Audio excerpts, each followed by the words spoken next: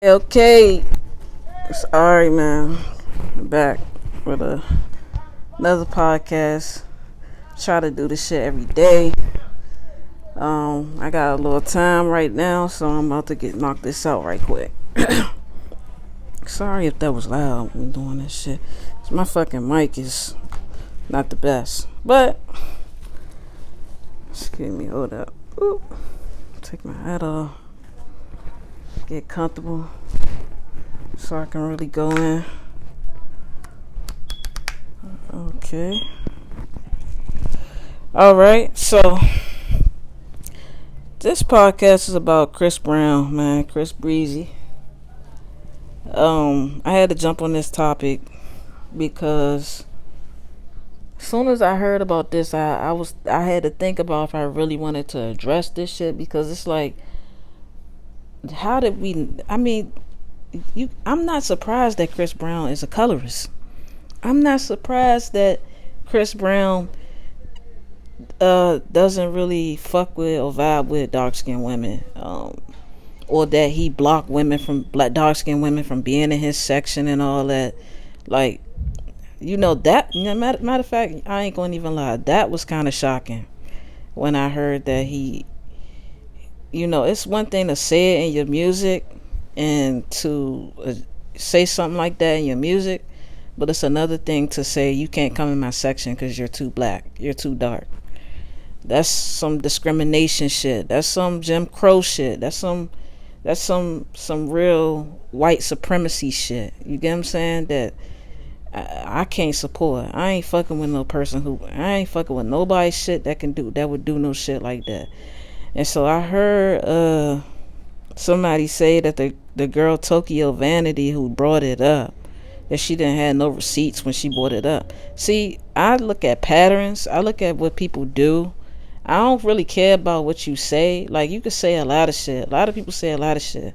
I say a lot of shit. I talk a lot of kitchen table talk. But it's a difference between you saying something and you doing and then you're discriminating against somebody, saying you can't come in my section because you're too dark. So that's when I gotta look at Chris with the side eye. Like, okay, so dark skinned women are good enough to buy your tickets. Dark skinned people are good enough to buy your album. They're good enough to put money in your pocket, but not good enough to be in your section or to be around you. Like, fuck you then, nigga. Like, if I'm not good enough to be around you, be in your section or be around you, bro, then I don't need to buy your album. First of all, I never even attempted to listen to it before I even heard the line on the record. I didn't even think to listen to Chris Brown's album. Like, Chris Brown's first of all, look at this nigga's head on the album. If you have the Indigo album, look at the Indigo album. This nigga has like a perm on the album. He looks like a white man on the album. So it's just like, let Chris be his good old white self. Let him be white. Let him be who he wants to be. He want to be over there with the whites. Go over there. Be over there. And another thing, why when we have a discussion about colorism, why are light skinned people so defensive? Why do they turn it to white people when we have this discussion? Light skinned people, pick a like, what do you want? Like, why do y'all turn it to white people? It's like when white people get defensive about racism. When we have a discussion about racism, white people get, oh, you're pulling out the black card. Oh, it gets like, they get frustrated by it. Like, they get defensive by it. Like I don't understand. Like, it just seems like everybody in life wants to be better than somebody else. If you're rich, you looking down on poor people. If you're light, you're looking down on dark people. If you're white, you're looking down on black people. If you're from somewhere else, they say you're xenophobic. Like, or I mean, anything that you feel like you're privileged with, that's what people use against somebody else to feel like they're better than somebody else. everybody wants to feel better about somebody else. It makes them feel good to feel like they're better than somebody else. You get what I'm saying? So I don't know why why they don't want to address their privilege. Why you don't want to address first of all, let me tell you this with this colorism topic. I'm a dark skinned woman, gay woman, uh, masculine, but I felt more homophobia than anything. You know what I mean? I haven't even paid attention to the colorism topic until 2019.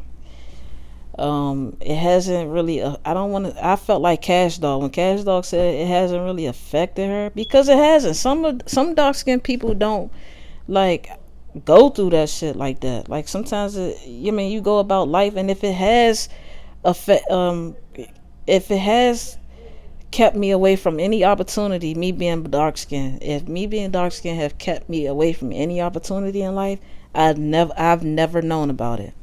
I've never known about it. I never paid colorism no mind until till 2019, I'm pretty sure that I have definitely heard dark skin or colorist conversation. I can think back in my mind and actually I've actually heard colorist conversation before. Like I can think of family members saying colorist shit. I can think of people at school saying colorist shit. I can, but it has never kept me from nothing. I have never felt it. I have never felt bad about being dark. Like I don't know. It just hasn't affected my life. That's how I feel. But I feel like it's gotten worse in 2019. In 2019, it's just showing up so much. It's just getting so bad. Like it's becoming such a big topic, and it is starting to affect me now. Now that now that I notice it and pay attention to it, yeah, I'm starting to really notice it, and and starting to really kind of affect my thinking about things now. But before 2019, nah, I haven't paid no real attention to it. Actually, the first discussion I had about colorism was with my cousin, and she told me some really terrible stories of stuff she had to go through as a kid, her and her sister. And and she's jaded as hell. My cousin is she's jaded as hell when it comes to colorism. Like I remember being in a car with her one time, and I said this girl was cute, and she's like, why? Because she's light skinned. So I'm like, what? I never even thought about the complexion of her skin like being a big factor. So it's just like, no, I just think she's attractive. But I'm just like, you're jaded, man, because every time something comes up, you go right back to it's because of her complexion. You know, you go right back to that. You get what I'm saying? So it's it's crazy to me, man. It's crazy to me. It's not about that. Like I didn't pay the shit no mind until she brought it up. And then I started watching YouTube videos and start seeing a lot of black women bringing it up. And now it's just a part of my world. But, Chris Brown, yeah, I feel very offended. I guess I'm one of the uglies that he was talking about. Yeah, I guess I'm one of them because I'm very offended by the shit he was saying. And I'm very offended that he would, first of all, I'm a masculine woman. I have no attraction to Chris Brown. I don't look at Chris Brown as I don't look at Chris Brown like I would ever want to talk to Chris Brown.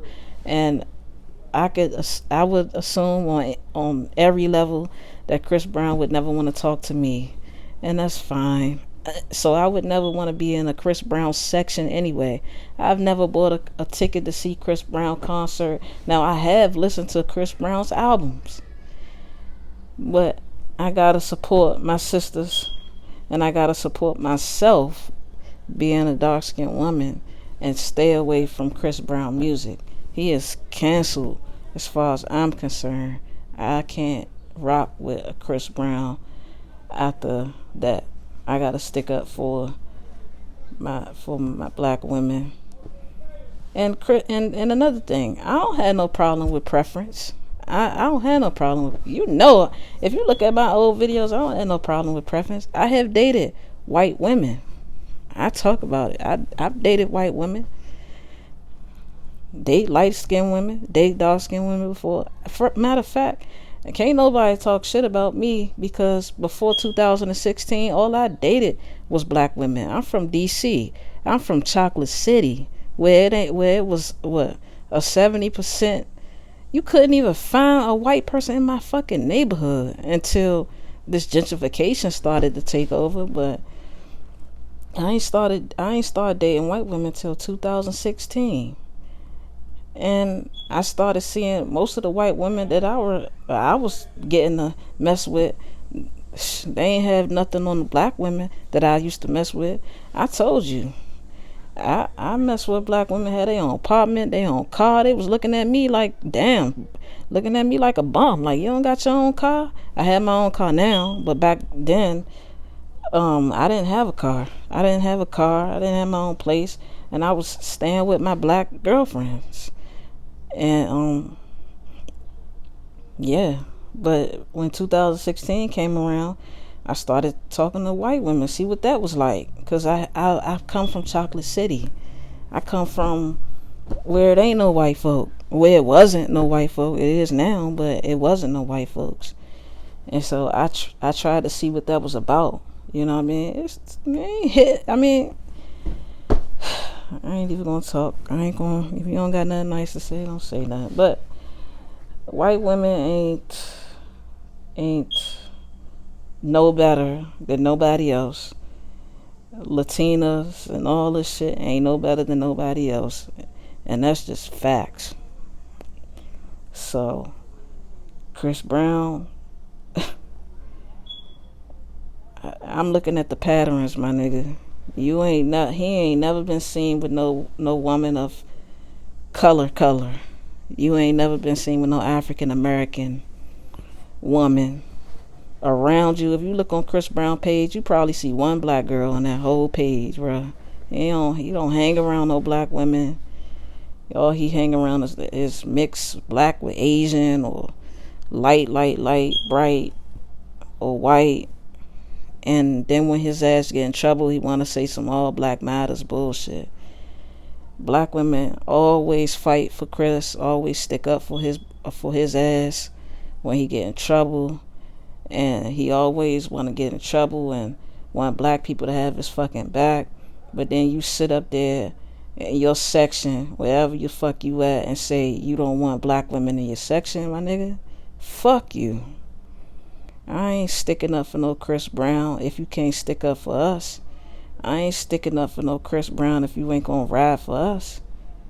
If it ain't dark skinned women for you, if I'm too black for you, my nigga, then I ain't never gonna look out for you when you get in trouble. When you get in trouble with them white women who be pressing your ass, saying you raped them and all type of shit, we be knowing that shit be a lie, my nigga. But I ain't gonna stick up for you now. I ain't fighting for nobody who would never fight for me. And anybody know that's how I be. Anybody know I don't stand up for nobody who don't stand for me. People be saying I be xenophobic and all that shit, racist and all that shit. Nah, I ain't none of that. I love everybody, but everybody don't love me. So when I see it ain't no love, I back up and I let you have that. Let you fend for yourself. Let you fight for yourself. But yeah, I'm out, man. It's alright, man. I'm gone.